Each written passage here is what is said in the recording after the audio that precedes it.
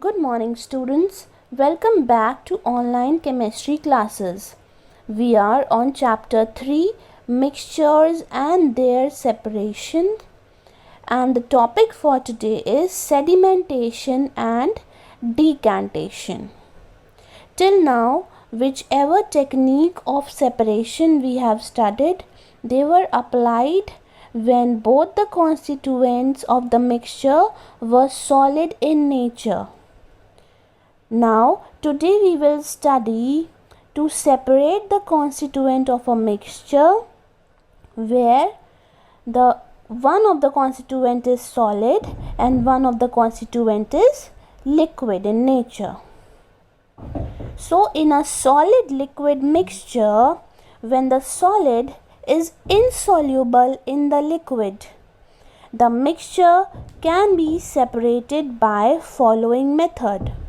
So, the mixture will be called solid liquid mixture where one constituent will be solid and another constituent will be liquid. And how can we separate a solid liquid mixture in which solid does not dissolve in the liquid? By the process of sedimentation and decantation. So what is sedimentation? Let us see. The settling down of the insoluble heavy solid particles in a solid liquid mixture at the bottom of the container is called sedimentation. What happens when we take solid and liquid constituent and mix them together? Solid constituent being heavier than the liquid constituent, it goes down and settle at the bottom of the beaker or any container. This settling down of heavy solid particle in a solid liquid mixture is called sedimentation. The solid particle that settle down in a layer at the bottom of the container is called sediment.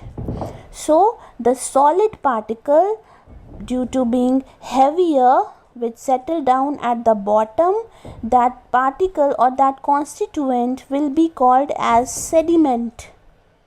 And the clear liquid above the sediment is called the supernatant.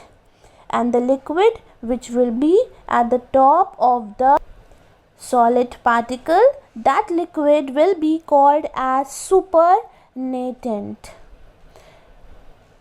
Now, if I give you one example over here, if we take sand and water, where sand is solid and water is liquid.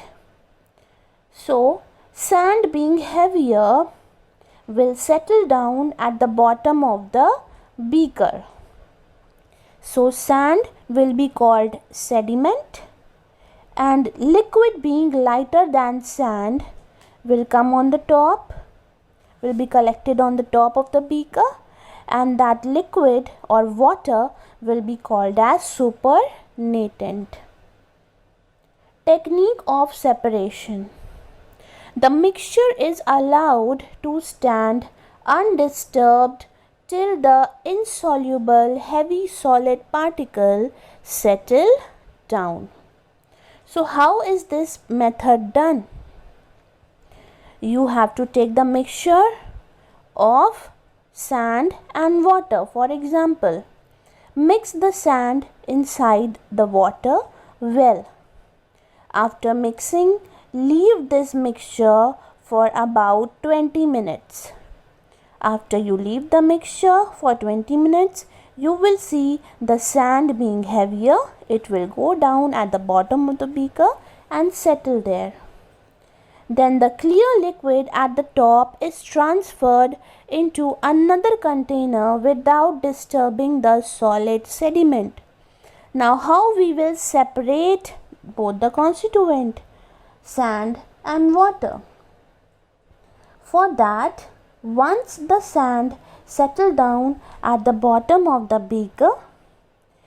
Very slightly tilt the beaker and take another clear beaker. Now in that beaker where mixture of sand and water is there, tilt it very slightly and you can start pouring the liquid in another clear beaker. After the liquid is moved from that beaker to another beaker, what will be left behind? Sand will be left behind in one beaker and liquid will be collected in another beaker. The process of pouring the clear supernatant liquid without disturbing the sediment is called decantation, and this pouring process is called decantation. Example, muddy water. Mud form the sediment. Sand in water, where sand forms the sediment. Now you can see the diagram over here. Over here in the first picture you will see muddy water, where water and mud mixture is there. After you leave the mixture for some time, the water and mud separates and the mud settles down at the bottom of the beaker, and it is called as sediment. The heavy solid particle is called as the sediment and the water is called supernatant liquid. Now in the third picture, decantation process is being take place. First process is called sedimentation, and this process in the lower picture you can see that decantation process is being done, where slightly the beaker is tilted and the water is collected in another clear jar. So this is called decantation process. Now we will consider an activity. Aim of the activity is to separate sand from water by sedimentation and decantation. What are the things which are required? A mixture of sand and water, a beaker and a glass rod. Procedure. Take the mixture of sand and water in a beaker and allow the mixture to stand for 2 to 3 hours undisturbed. What you will observe? You will see that the sand particles set down at the bottom of the beaker. Carefully pour the supernatant liquid with the help of the glass rod without disturbing the sediments. Conclusion: you can separate the sand particle from water with the process of sedimentation and decantation. So you can do this activity at your home very easily. If you can find mud nearby your house, take some mud or sand, either of them you can take, and put some amount in a glass of water. Mix the constituent and leave the mixture for some time. You will see that after some time the solid particles settle down and the liquid will be on the top of the mixture. Then you can easily pour the liquid from one glass to another glass, and the sand or mud will be left behind in the another glass.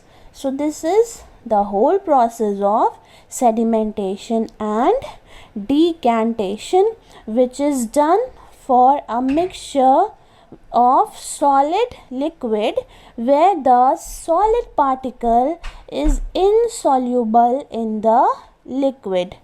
Means the solid does not dissolve in the liquid. Here we have seen that neither mud dissolve in water or neither sand dissolve in water. So that is all for today's lesson. Thank you, students. This chapter will be continued. Do revise the topics and clear your doubts in the comment section, and have a good day.